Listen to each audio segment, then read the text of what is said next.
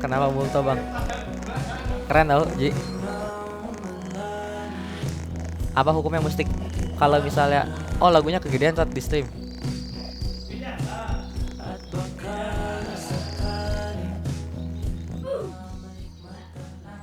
Dah, pas gak?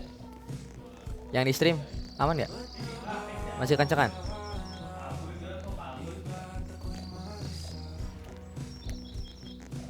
Ya ada kapal-kapalnya juga.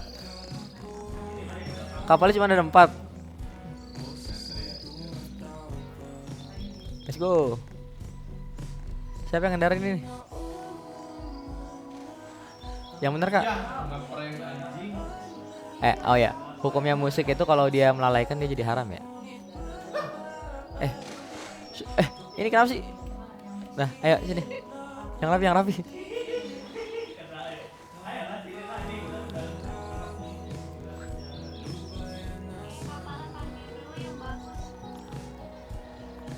Kakak yang di depan boleh duduk ya.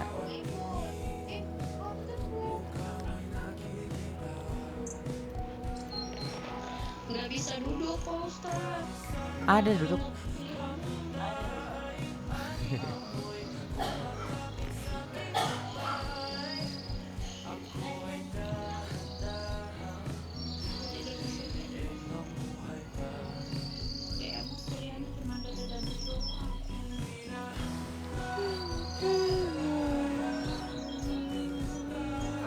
Yo yang rapi, duduk yang rapi. Melalaikan dalam artian bagaimana Tat? Nih, misalnya kalau misalnya dengerin musik tapi jadi nggak tilawah Quran. Dengerin musik tapi akhirnya jadi oh iya salah, sorry. Nah, oke. Nah, ini lucu nih. Itu dong rapiin satu lagi tuh.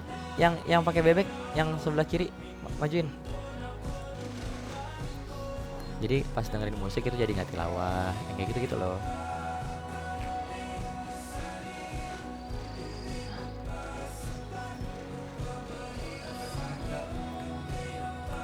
Ya.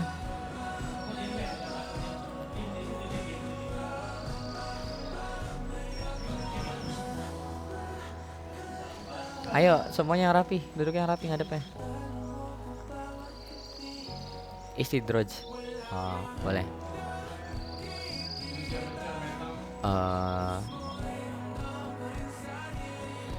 Ya ntar ya. Enak loh gue soalnya. Ya. Kita bahas soal istidroj ya. Ini gimana dong yang rapi dong. Ayo, aneh mau foto. Lihat nih, Kak Blondie aja anteng nih, Blondie pink.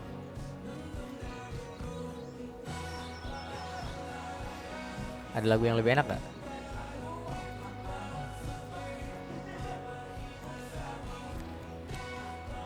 Nah, itu sebenarnya juga dibahas ya terkait dengan istidroj kemarin di pekan yang lalu, kayak bagaimanakah seseorang itu bisa di dalam tahapan istidroj gitu. Jadi kalau misalnya dia itu kemudian lalai gitu dalam pelaksanaan ibadahnya gitu, dia akhirnya jadi apa, sholat ya enggak gimana.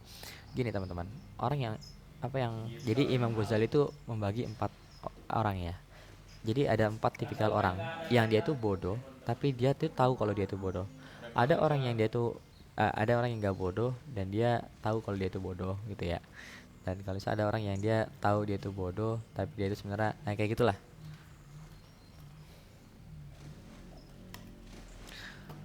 Kena suspend. Maaf ya nih. Awas jatuh gitu.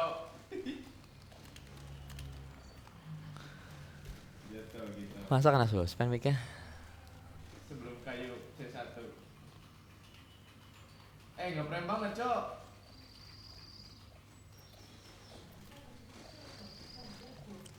Ya Allah. Anak respect yang pada di sini, guys. Mau lihat sini.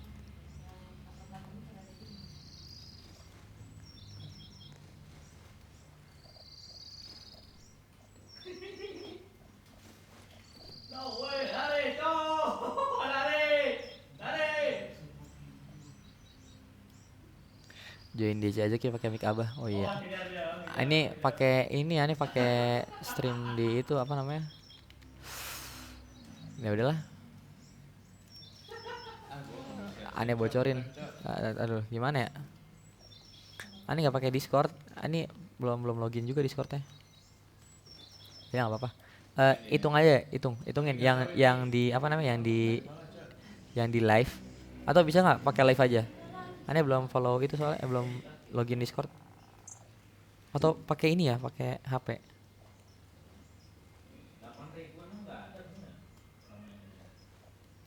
Share screen aja masih agak Masuk live ya kalau mau dengar suaranya di live. Nah, jadi tadi terakhir ya sebelum aneh tutup ya. Iya, live TikTok. Sini gue SS Ki. Ya. Hitungan ya, hitungan lo. Jangan ada yang chat. Ya. Kita mulai ya, teman-teman. Aneh hitung. Yang kablonde naik kablonde. Sini gue SS Ki nanti kirim ya. Boleh. Boleh deh. Jangan ada yang chat ya. Naik. Aduh, ini yang blonde. Mana tadi? Dah. Duduk Kak. Nah, ya. Boleh. Yang rapi. Jangan nyalain. oh, si Satu, Alcazar, dua. Ini Kak baju Cina. Nah, duduk Kak. Duduk Kak. Nih. Nih. Nah, ini dorong nih. Eh. Lalu. Nah, op. Dah, op. Nah, satu, dua, tiga. Aduh, satu, dua, tiga. Yang jauh lagi, yang jauh. Satu, dua, tiga. Satu, dua, tiga. Satu, dua, tiga. Ya. Terima kasih teman-teman ya. Tadi terkait dengan istidroj ya. Yaitu ini Mika dari sana berarti ya. Kena suspend lagi. Tadi kita membahas terkait dengan istidroj. Jadi kalau teman-teman kemudian tahu ya, banyak orang hari ini kita case-nya kayak gitu. Allah kasih dia kelebihan, Allah kasih dia kesempatan untuk kemudian melakukan hal-hal baik, tapi kemudian dia nggak melakukan hal baik tersebut. Di situ yang jadi problemnya adalah, di situ yang jadi problem terbesar ya, sorry. Jadi problem terbesar adalah ketika Allah tuh ngasih begitu banyak kelebihan, tapi kemudian dia nggak mau melaksanakan kebaikan-kebaikan dengan kelebihannya tersebut. Nah, itu pertama dia kufur nikmat dari Allah Subhanahu wa taala. Nah, ini pernah kita bahas di pekan yang lalu ya. Jadi aneh mungkin mengulang aja gitu dari yang udah dibahas di pekan lalu. Karena kalau Allah bukti Allah tuh sayang sama kita, Allah pasti akan mendorong kita untuk jauh lebih dekat dengannya. Dan ketika Allah nggak sayang sama kita gitu, maka tadi Allah bisa jadi di tahapan nggak peduli, bahkan untuk nggak ngurusin kita sama sekali. Makanya dari situ kita tahu bahwa Allah tuh maha baik teman-teman. Karena ketika kita udah melakukan maksiat sebanyak apapun juga, kita tetap tahu bahwa ada asma Allah yang Ar-Rahman atau Al-Ghafur gitu. Allah Maha Pengampun gitu. Tuh. Disitulah teman-teman bisa kemudian belajar gitu. Terus apa ya, teman-teman? Terakhir, mungkin ada yang mau ditanyain? Dua pertanyaan terakhir deh sebelum Anda tutup.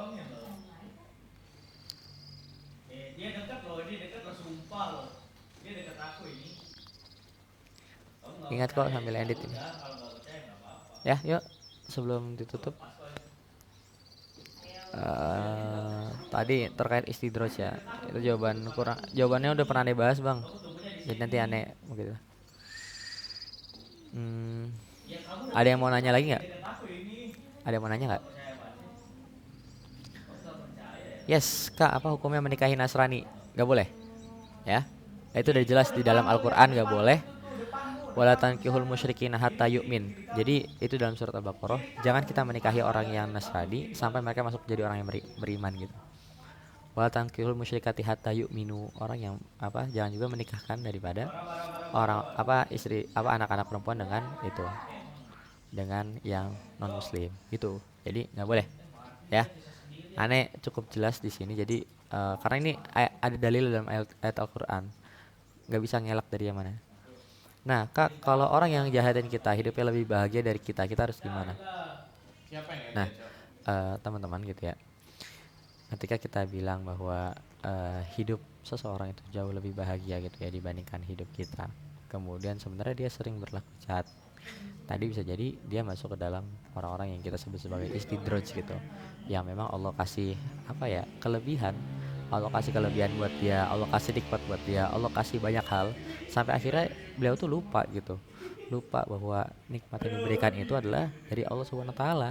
Nah, maka di sini seringkali orang terjebak di situ, merasa bahwa apa yang dia udah dapat hari ini itu hasil dari yang ia sudah ikhtiarkan, ya maksimalkan ini yang udah saya kerjain gitu. Padahal nyatanya ini teman-teman yang loncat-loncat, boleh dong tertib ya, bawa aja pergi itu cak kapalnya ya. Jadi tadi balik lagi gitu. Kalau misalnya kita ngomongin soal apa namanya orang yang jahat gitu, misalnya dalam kehidupan kita, ya, kita nggak perlu ikut campur gitu. Kita urusin apa yang kita bisa urusin dalam hidup kita. Karena kalau teman-teman sibuk ngurusin apa hidup orang lain, teman-teman sendiri yang akan capek gitu. Karena ya kunci dalam apa namanya kehidupan tuh ada dua L dua I. Pertama kita lupakan kebaikan kita ke orang lain dan kita ingat kebaikan orang lain kepada kita. L yang kedua dan I yang kedua adalah kita lupakan kejahatan orang lain kepada kita dan ingat kebaikan orang lain kepada kita. Jadi disitulah kita bisa tahu bahwa disinilah kita bisa berbuat baik gitu dengan melupakan kebaikan, dan kita melupakan kebaikan kita ke orang lain, kita lupakan kejahatan orang lain kepada kita gitu. Nah, teman-teman, walaupun itu bukan yang bisa kita bilang sebagai hal yang mudah ya, itu pasti hal yang susah. Maka disitulah kita berusaha yang terbaik untuk kayak gitu. Gimana caranya maafin orang yang bikin kita nggak baik-baik aja, Ustaz? Ya, cara yang paling baik ya, aneh meyakininya dengan konfrontasi sih. Kita ngomong secara langsung, tabayun. Aneh dulu di SMA ya pernah apa namanya ada fase-fase aneh nggak serak lah sama teman gitu.